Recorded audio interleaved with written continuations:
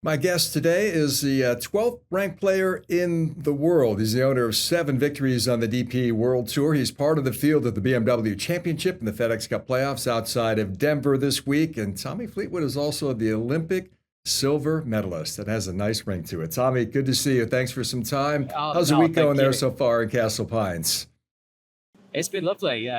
What a beautiful place. I've never been to this part of the world, and it's great. I mean, obviously the event has a great vibe to it. Everybody's done so well to be at this point of the season. But like I say, what a beautiful place to come and do your job for a week.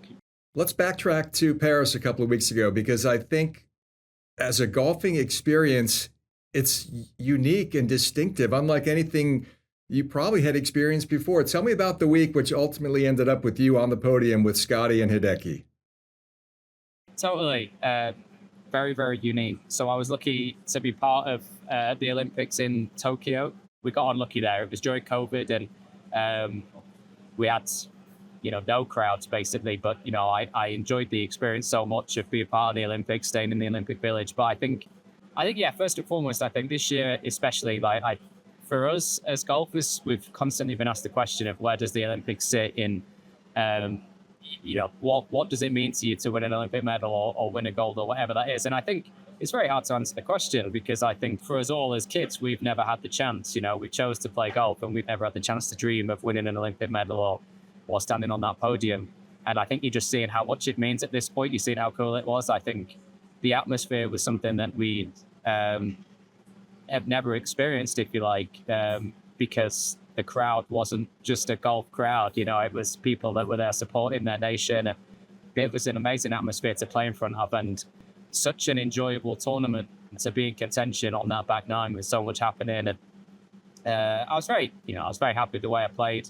There's always going to be that part of you that I of course wish that I had a gold medal, but standing on that podium and having an Olympic medal and representing Great Britain in that way is still, up there with the most proud moments of my career. So it's very special. Grassroots level, on a participation level, young boys, young girls who may have been watching the Olympic Games and came away thinking, this is pretty cool. I want to take up this sport. Yeah. How important was the Olympic experience, Tommy, in your opinion, to help grow the game even further? Yeah, I really do. I think the Olympics is a platform that's bigger than anything else. I never hear put in practice as a kid thinking this is to win the Olympics because it just wasn't a thing. It only got into the Olympics in 2016. So for my generation as kids that took up the game, it was never put on the table as something we could dream about. But I look at my kids now, and especially my 6-year-old, he's nearly 7, Frankie. He watched all of the Olympics, whether it was golf, whether it was archery, whether it was track and field, whatever it was, and he supported Great Britain and he absolutely loved it and he got so into it. And I do think for him and for kids that age and older now at this point, by the way, and including us playing on tour, because if I wasn't at the Olympics, I'd be dreaming of making the next Olympics and trying to do all I can. So I think it's done. I think this year at the Olympics has done so much good for the sport, and hopefully it shows. Hopefully it grows. And like I say, watching kids now dream of trying to make the Olympics is really cool.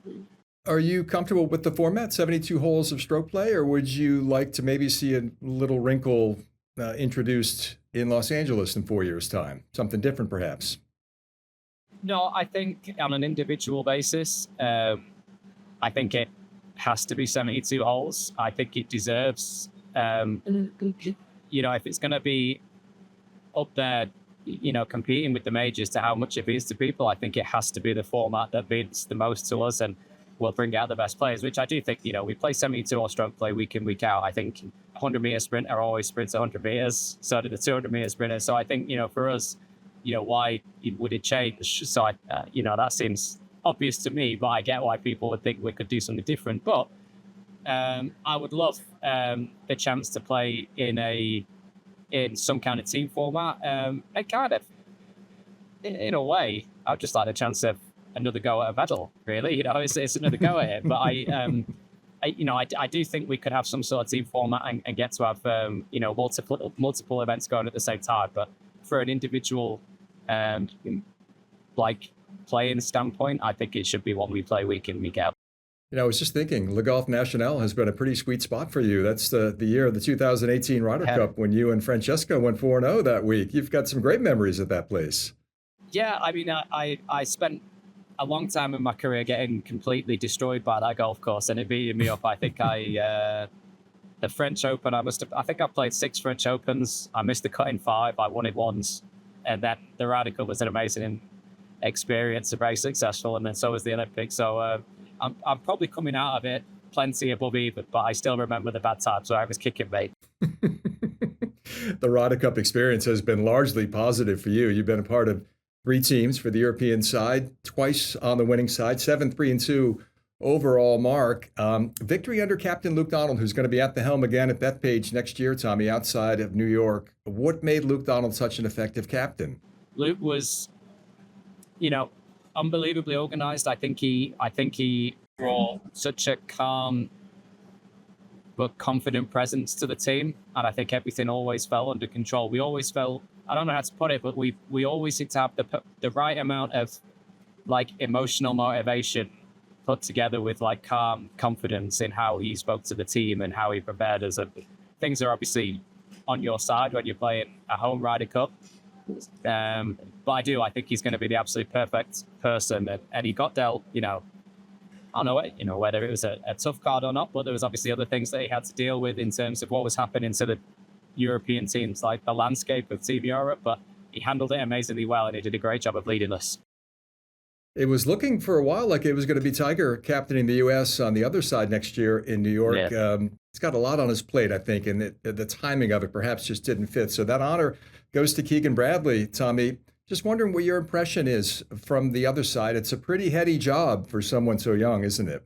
Yeah, I think so. But I also think, being a Ryder Cup captain is such an amazing opportunity. And I think Keegan, definitely has an amazing passion for the Ryder Cup. He's been a fantastic player.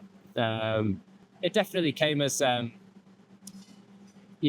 surprise to everybody, I guess, because I think people were looking towards other names. But I honestly think Keegan has the potential to be such an amazing captain, and I think it could be a really, really cool thing and a great idea from the US's standpoint. And whatever happens, we all go into it excited to play the team that has made it and that has been picked.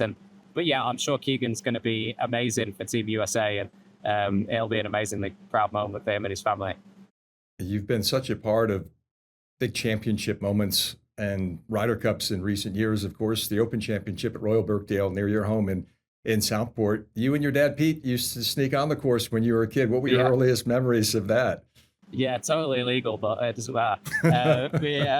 No, I do. Growing up, my dad played golf, my brother played golf, so I sort of took it up at an early-ish age, like 6 years old. The Open came round to Birkdale in '98, Arco Mira, and so I would have been 7. But first, the Open is such a big part of the town of Southport because it comes around every 8, 9, 10 years. So I grew up in an open town where it really resonates with you and you have an amazing connection with that tournament. And Royal Birkdale is the center of that, if you like, the soul of that. And we used to hop along and just try and bunk on a little bit and maybe just either walk around or hit a couple of shots. And it was just a very cool time. It's a bit harder to do these days. But it's some of the fondest memories really of doing cool things like getting the chance to play in the Open. I remember teeing off Birkdale was in 2017, and I remember making that Open. One of the coolest moments ever. Really, it was great. And it's coming back in 26. That's pretty cool. And I know it's on the radar for sure. I think, like I say, always every 8, 9, 10 years, it always comes back to the town, and everybody's very proud of hosted the Open there, and it's always had an amazing atmosphere. So I think we have a great run of Open Championship courses coming up. I mean, it's an amazing roster as it is, but I think the run coming up is great. Very exciting time. So as a player, just got to knuckle down and keep doing everything you can to make sure you're playing in all these big events. Let's talk about your season, highlighted by a third-place finish at the Masters. That's been your best finish of the year, Tommy. Talk to me about your form, your headspace, and kind of where you're at right now on the cusp of getting to Atlanta in the Tour Championship next week. Yeah, I played very well this year. without having the big results that I feel like I could have to what my golf has sort of shown, I've been unbelievably, consistent, but without the very, huge finishes. So I had the third in the Masters and, few of the top tens, second in the Olympics, which doesn't, that's not counting towards the PGA Tour. So that makes a difference in terms of FedEx. But it's been good, and I've shot a lot of good stuff. I feel like I could have done better, but at the same time, I don't want to knock sort of any, the golf that I've played and being in this position, because I do think when the year starts out, players that have got to this position and made it to this point have played unbelievably good golf, and the standard's so high. So as a player, you're always sort of striving for more, and you're always looking to what you could have done better. But there's been a lot of good stuff. I would have loved to have been in contention a bit more. That's sort of the one negative that I would have. I just haven't quite got myself into contention on Sundays enough. But the good golf has been there, just not quite the results, which it happens sometimes. If your career goes on long enough, you learn to accept it a little bit while still getting frustrated at the same time. But I'm looking forward to this week. I've got one final push. Hopefully I can make it to Atlanta and have a great week next week as well. So there's still plenty to play for at this point in the season.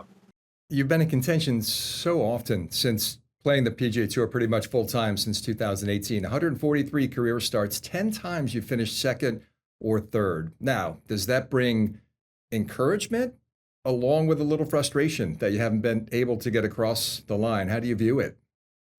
Yeah, of course it's frustrating, but I think as soon as you start getting in contention, as soon as you start letting that become a burden because you start trying too hard or because you've been frustrated at times before, that's just going to have a knock-on effect and affect all the good work that you would be doing to get yourself in those positions. I expected to win, plenty of times, and it hasn't happened. But the first part, you have to keep getting yourself in contention and keep knocking on the door.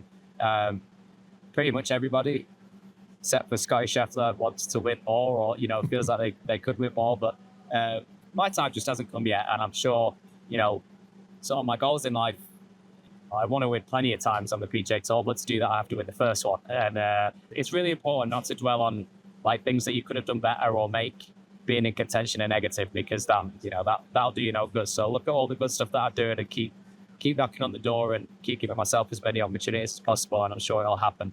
Well, he didn't knock on the door any more loudly than last season's RBC Canadian Open until Nick Taylor drained a 72-footer. I mean, that must have felt not only like you against Nick Taylor in a playoff, but you against 39 million Canadians on that Sunday.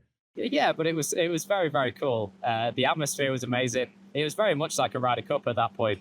It was really, really cool, and I felt happy for Nick, and I felt clearly it was an amazing time for the country and the nation. So.